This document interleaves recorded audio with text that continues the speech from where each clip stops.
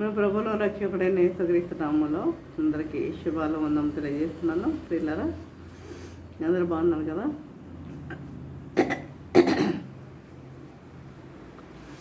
ఈరోజు మనము ధ్యానించుకోబోయే అంశం ఏంటంటే నాలుక గురించి నేను ధ్యానించాలనుకుంటున్నాను. అంటే చూడండి, మనకు మానవుకున్న జ్ఞానేంద్రియాల్లో ఇది ఒకటి. నాలుక, కన్ను, చెవి, ముక్కు, చెవు, ఈ జ్ఞానేంద్రియాలు. వీటిలో నాలుక ఒకటి. ఇది చాలా చిన్నది. మానవునికి ఉన్న అవయవాల్లో చాలా చిన్నదైనది ఏది అంటే నాలుక. మన నాలుక మన ఆత్మ యొక్క అదుపులో ఉండాలి. మన ఆత్మ యొక్క అదుపులో ఉండాలి, కంట్రోల్లో ఉండాలి ఆ నాలుక అనేది. లేకపోతే చాలా చిక్కుల్లో పడతాం. కాబట్టి చూడండి, అసలు మన నాలుక ఎటువంటిది? మన నాలుక ఎటువంటిది అంటే చూడండి, పాపంతో కూడినటువంటిది. యాకోబు పత్రిక 3వ అధ్యాయము 5-6 వచనం చూసినట్లయితే, అలాగనే నీ నాలుక కూడా చిన్న అవయవమైనను బహుగా అదిరిపడును.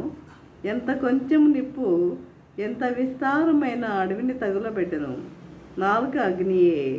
నాలుక మన అవయవములలో ఉంచబడిన పాప ప్రపంచమై సర్వ శరీరములకు మాలిన్యములకు కలుగజేయచ్చు. ప్రకృతి చక్రములకు చిచ్చు పెట్టును. అది నరకము చేత చిచ్చు పెట్టబడును. దేవుడు పరిశుద్ధ వాక్యం దీవించను గాక. చిన్న ప్రార్థన చేసుకున్నాం. పరిశుద్ధుడా, ప్రేమగల తండ్రి, నీ పరిశుద్ధ పాదముస్తోత్రం దేవా. ప్రభా తండ్రి, ఇంతవరకుమైన ప్రభా, మమ్మల్ని సజీవులుగా వచ్చిన విధానం బట్టినైనా మీకు వందనం తెలియజేసుకుంటున్నాం ప్రభా. ఇదిగో తండ్రి, మేము ధ్యానించుకుంటుండగా మీరు మాతో ఉండి నడిపించండి ప్రభా. నైనా ప్రతి ఒక్కరి తండ్రి వెనగల చెడు గ్రహించగల మనసును వాక్యానుసారంగా జీవితం దయచేయండి నా ప్రభా. ఆ నోటిని బోరగా సాధారణంగా వాడుకోండి నాయన ప్రభా.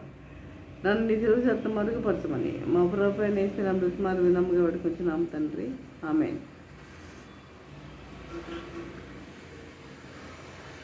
నాలుక చిన్న అవయవము, చిన్నది అయినా బహుగా అదిరిపడద్ది.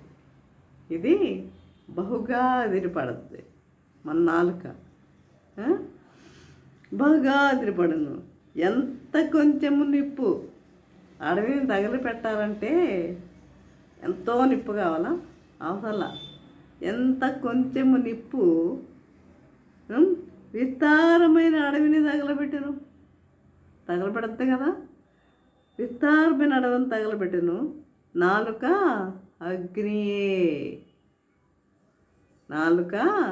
అగ్నియే. నాలుక మన అవయవములలో ఉంచబడిన పాప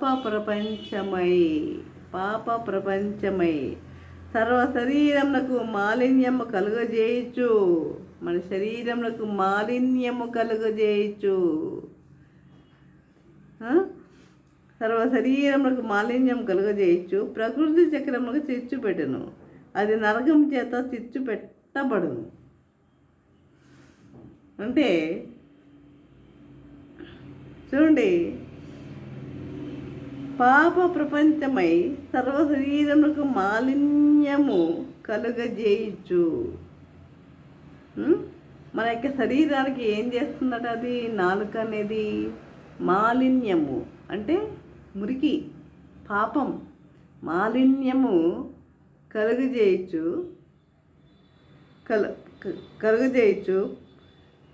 పాప ప్రపంచమై సర్వ శరీరములకు మాలిన్యం కలుగజేయచ్చు. ప్రకృతి చక్రములకు చిచ్చు పెట్టును. అంటే చూడండి, ఇదే నాలుగుతో మనము మంచి మాటలు మాట్లాడతాం కదా. ఆ మంచి మాటలు మాట్లాడితే అందరూ ఇష్టపడతారు. ఇదే నాలుగుతో మనము చెడ్డ మాటలు కూడా మాట్లాడతాం. చెడ్డ మాటలు కూడా మాట్లాడతాం. కొంతమంది కోపిష్ఠులు ఉంటారు చూడండి, వాళ్ళు కోపం వచ్చినప్పుడు అసలు ఏం మాట్లాడతారో వాళ్ళకే తెలియదు. అంత భయంకరంగా కొంతమంది తాగిపోతుంటారు. వాళ్ళు తాగేసి వాళ్ళు ఏం మాట్లాడుతున్నారో వాళ్ళకే తెలియదు. ఇలా ఈ నాలుక ద్వారా కదా మరి దీని వలన ఈ శరీరం అనేది ఏమైపోతుంది? పాప ప్రపంచం. ఈ శరీరం అనేది పాప ప్రపంచాన్ని చేస్తుంది ఈ నాలుక. కాబట్టి మంచి మాటలు మాట్లాడుతున్నాం ఇదే నాలుకతో చెడ్డ మాటలు కూడా మాట్లాడుతున్నాం. అదేవిధంగా ఇదే నాలుకతో మనం ఇతరులను దీవిస్తాం, ఆశీర్వదిస్తాం. ఇదే నాలుకతో ఏం చేస్తాం? శాపవచనాలు పలుకుతామండోయ్. శాపవచనాలు పలుకుతాం. మనకిష్టం లేని వారిని మనం ఏం చేస్తాం? శపించే వారిగా ఉంటాం. దేనివల్ల? దేంతో శపిస్తున్నాం మనము? ఈ నాలుకతో. కాబట్టి అందుకే యాకోబు పత్రికలో ఏమంటున్నాడు? పాప ప్రపంచమై సర్వశరీరములకు మాలిన్యము కలుగజేయచ్చు, ప్రకృతి చక్రమునకు చిచ్చు పెట్టును. ప్రకృతి చక్రమునకు చిచ్చు పెట్టేది నాలుక. అడవిని తగులబెట్టేది నాలుకే. కుటుంబాలని కూల్చివేసేది కూడా నాలుకే. ఈ నాలుక నుండి వచ్చే మాటల ద్వారా కుటుంబాలు కూడా కూలిపోతాయి. అంటే వారి ఇష్టానుసారంగా మాట్లాడే మాటల ద్వారా, కొంతమంది తెలిసి తెలియక రకరకాలుగా మాట్లాడే మాటల ద్వారా, కొంతమంది అక్కడ మాటలు ఎక్కడ మాటలు అక్కడ, ఇలా చెప్పడం వల్ల కుటుంబాలు కూడా ఏమైపోతాయి? కూలిపోతాయి. కాబట్టి ప్రియులారా, ఈ నాలుగు చూసారా ఎంత పవర్ ఉందో? కాబట్టి అందుకే అంటున్నాడు, నాలుక ఏమిటట? అగ్నియే.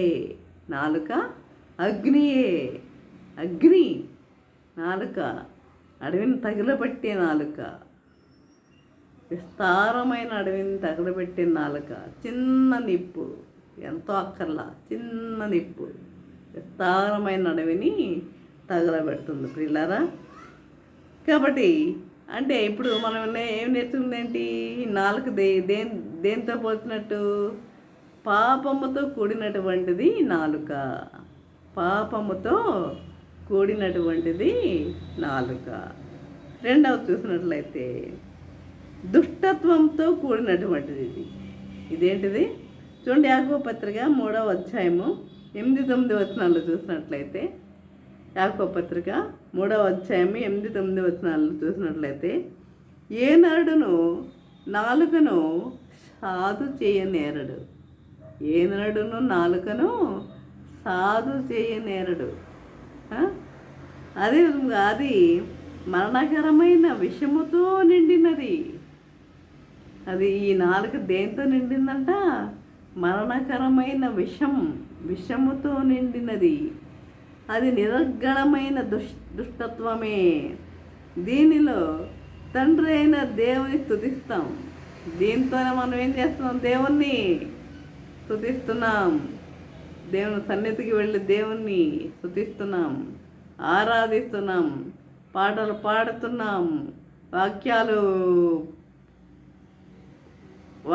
చెప్తున్నాం, దేవుని మహిమపరుస్తున్నాం ఇదే నాలుకతో.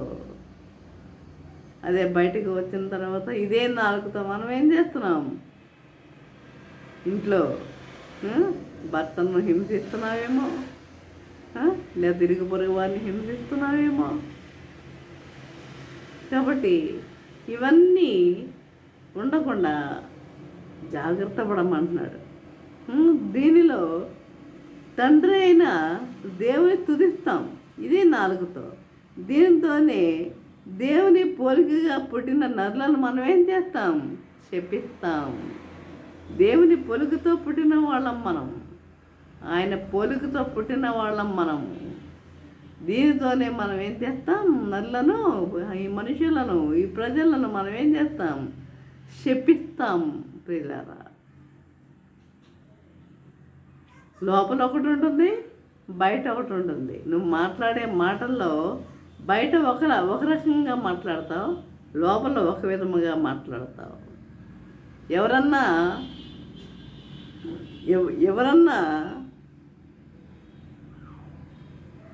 చెడిపోవాలని కోరుకునేవారు చాలామంది ఎక్కువ. వాడు పాడైపోతే చూడాలని ఎంతోమంది ఎదురు చూస్తూ ఉంటారు.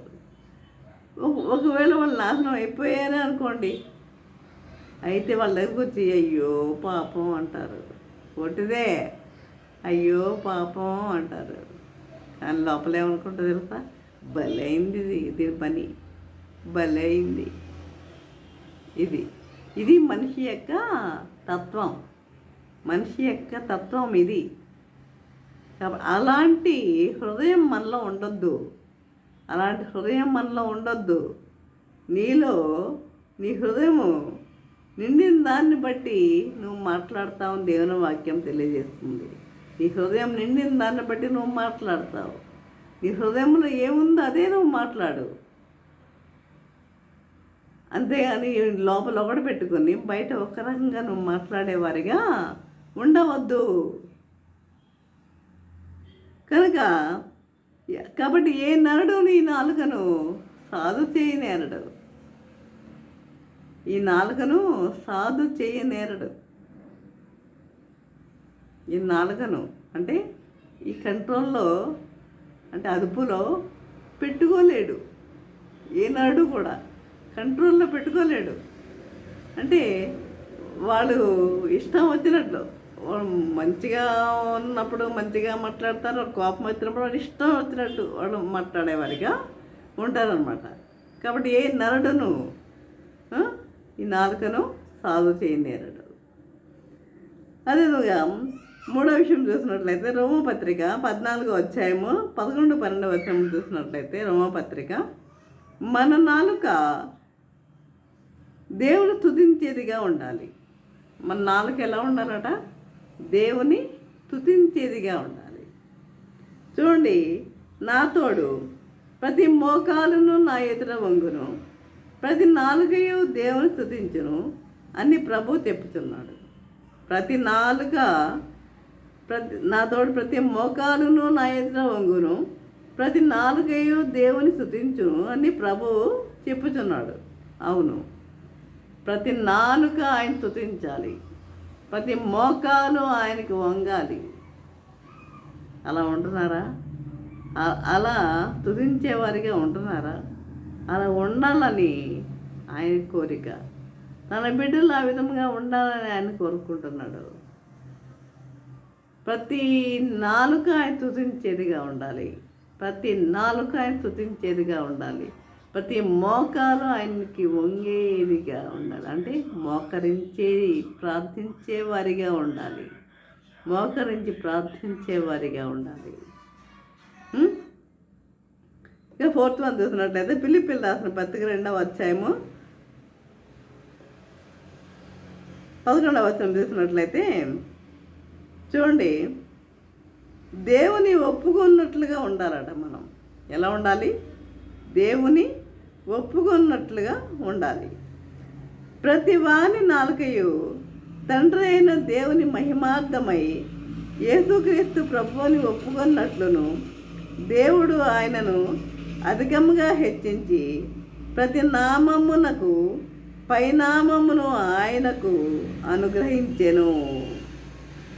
ప్రతి వాని నాలుకయు తండ్రి అయిన దేవుని మహిమార్థమై, ప్రతి వాని నాలుకయు తండ్రి అయిన దేవుని మహిమార్థమై ఆయన మహిమపరిచేవారిగా ఉండాలి, ఆయనను కీర్తించేవారిగా ఉండాలి, ఆయన ఘనపరిచేవారిగా ఉండాలి, ఆయన స్తుతించేవారిగా ఉండాలి. కాబట్టి తండ్రి అయిన దేవుని మహిమార్థమ యేసుక్రీస్తు ప్రభు అని మనము ఒప్పుకోవాలి. యేసుక్రీస్తు ప్రభు అని ఒప్పుకున్నట్లు దేవుడు ఆయనను అధికముగా హెచ్చించాడు. అధికముగా హెచ్చించి ప్రతి నామమునకు పైనామమును ఆయనను అనుగ్రహించెను. అంటే అన్ని నామముల కన్నా పై నామము ఏది అంటే యేసుక్రీస్తు నామమే. అన్ని నామముల కన్నా పై నామము ఏది అంటే ప్రభు యొక్క నామమే, ఆయన నామమే.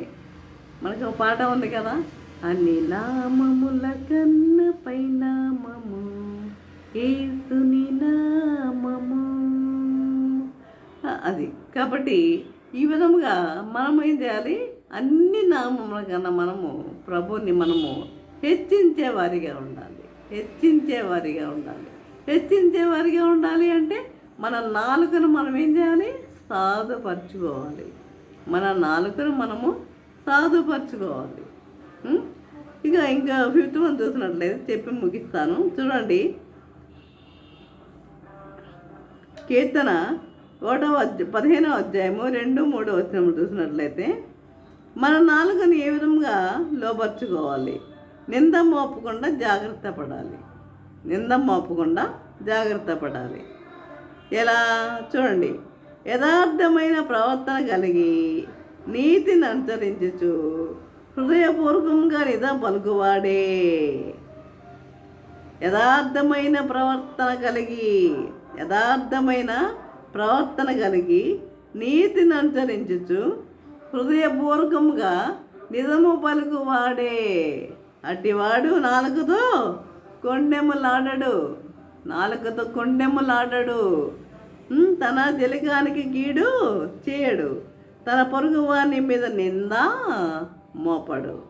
కాబట్టి ఏంటంటే చూడండి కొన్ని విషయాల్లో మాట్లాడచ్చు. అంటే మనకి అభ్యంతరమైన విషయాల్లో మనము మాట్లాడచ్చు. అంటే వారిని మనం ఏమీ నిందించడం లేదు, కానీ అభ్యంతరమైన విషయాల్లో అది తప్పు అని చెప్పడంలో తప్పేమీ లేదు.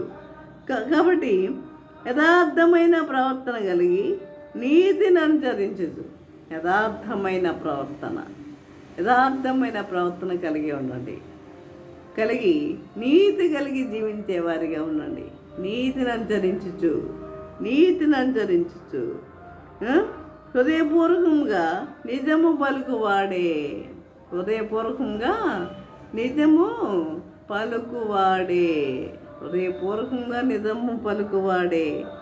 అటివాడు నాలుకతో కొండెములు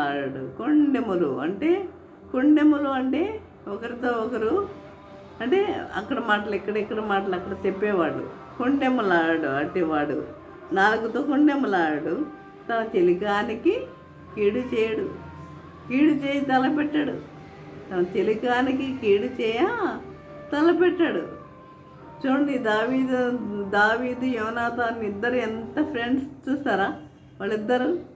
ఆయన సౌలు తర్వాత నెక్స్ట్ రాజు అవ్వాల్సింది ఎవరు, యోనాతానే. కానీ యోనాతాన్ ఏం చేశాడు, ఆ రాజు రాజును అవ్వాలని తను అనుకోలేదు, కానీ దావీదుకి ఆ యొక్క పదవిని ఇచ్చినట్లుగా మనం చూస్తున్నాం. కాబట్టి వాళ్ళిద్దరు అంతా స్నేహితులు. నిజమైన స్నేహితులు విడవక